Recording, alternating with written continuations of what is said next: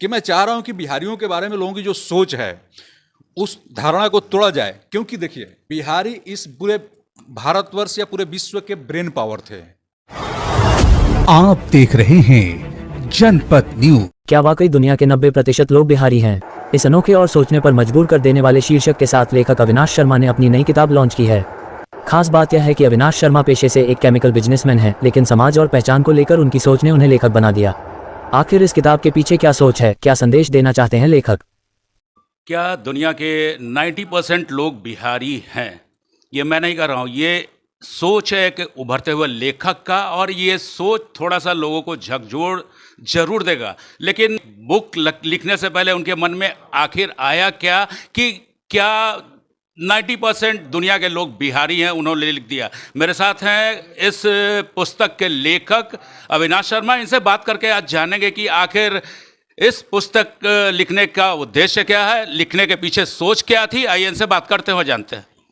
सबसे पहले जनपद न्यूज में आपका स्वागत। धन्यवाद आपका। सर, ये बताइएगा, ये क्या दुनिया के 90% लोग बिहारी हैं, इसके पीछे आपकी सोच क्या है? एक्चुअली मैं, देखिए, बेसिकली मैं साइंस का स्टूडेंट हूँ, लेकिन कुछ पुस्तक पढ़ने का शौक है। मैंने धीरे कुछ चीज़ें ऐसी पढ़ी, जैसे शुरुआत इसकी होती है सिकंदर से। मैंने सिकंदर के बारे में जब पढ़ना शुरू किया तो पता चला कि सिकंदर जो था, जब भारतवर्ष में आया था तो उसके पास वो अधनंगे टाइप का आया था, उसके पास पहनने के कपड़े भी नहीं थे। और वो भारतवर्ष में आया और राजा पोरस का भाला खाकर, भाला की मार चोट से वो वापस भाग गया, वो अपने बेबीलोनिया, और रास्ते में उसकी डेथ हो गई। तो ये चीज़ जब मैंने कुछ पढ़ा तो मैंने कहा, यार ये विश्व विजेता कैसे हो सकता है? ये भारतवर्ष में तो घुस ही नहीं पाया था, क्योंकि झेलम तट पे ही उसको राजा पोरस ने भाला मारा था, और वो भाले के चोट से जो घायल हुआ, उसके बाद रास्ते में डेथ हो गई उसकी। तो उसके बाद मैंने जब स्टडी करना शुरू किया तो पता चला बिहारियों ने 1000 साल तक शासन किए हैं। मगध सम्राट जो है 1000 साल तक, बड़े बड़े सम्राटों की राजधानी रही पाटलिपुत्रा। तो इतने बड़े सम्राट रहे, इतनी बड़ी पाटलिपुत्रा राजधानी रही। और दूसरा उसमें सबसे बड़ा पक्ष रहा जब मैंने मेगास्थनीज की इंडिका नाम की एक पुस्तक पढ़ी गया। उस बुक में मेगास्थनीज ने बिल्कुल लिखा कि दिस इज द इंडिका। हाँ, उसने ये वर्ड लिखा कि this is the indica. Indica means यही हमारा मूल स्थान है। यथार्थ है या किसी विचारधारा को दर्शा रहा है? नहीं, ये यथार्थ है।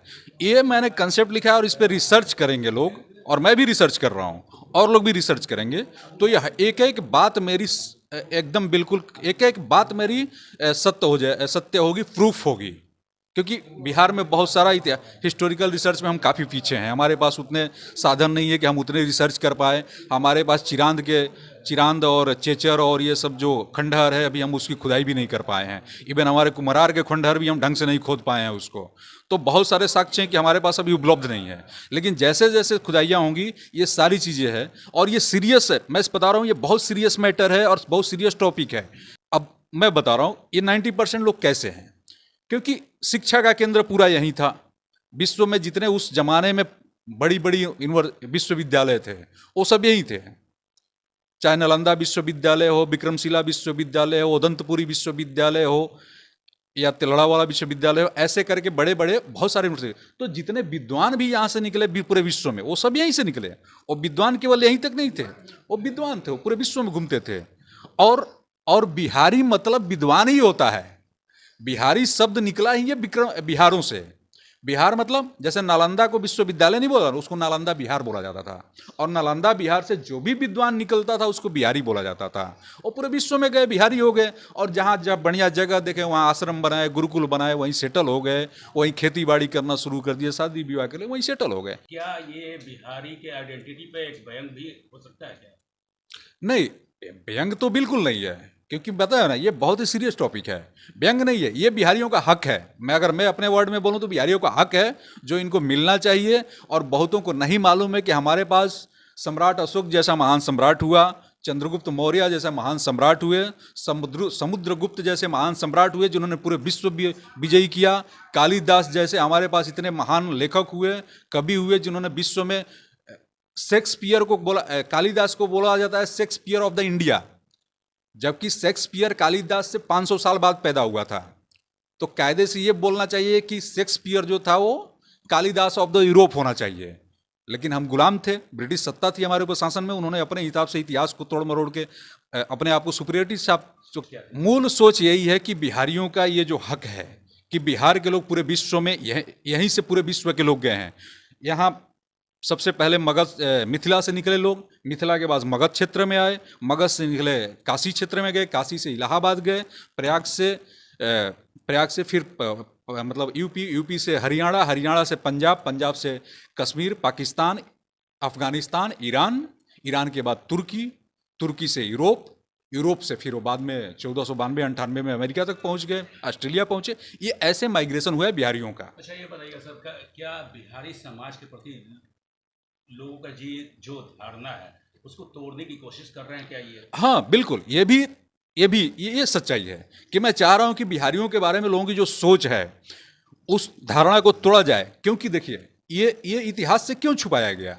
बिहारी इस पूरे भारतवर्ष या पूरे विश्व के ब्रेन पावर थे, आज भी ब्रेन पावर हैं।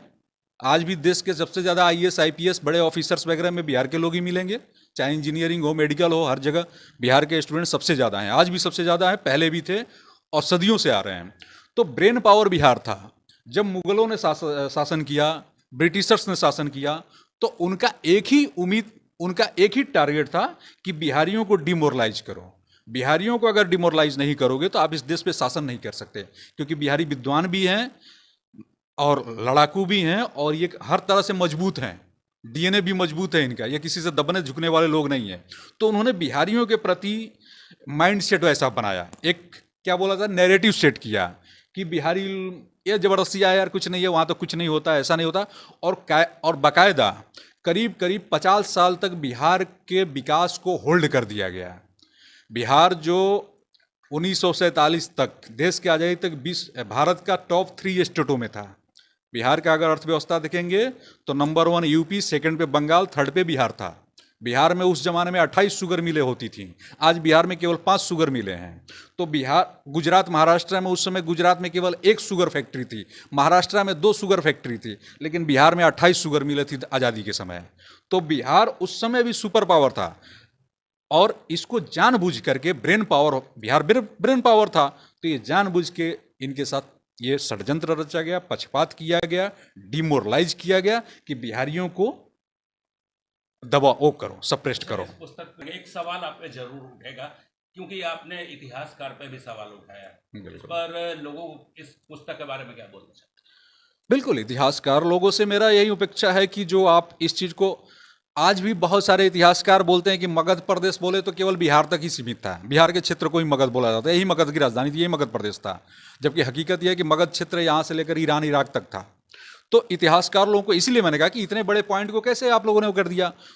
क्या दुनिया के 90% लोग बिहारी हैं? इस पुस्तक के लेखक है अविनाश शर्मा, उन्होंने कहा कि बिहारी का जो हक शुरू से मारा जा रहा है उसको थोड़ा सा लोगों को बताना है कि बिहारी क्या है, बिहारी की जो प्रतिष्ठा है वो क्या है।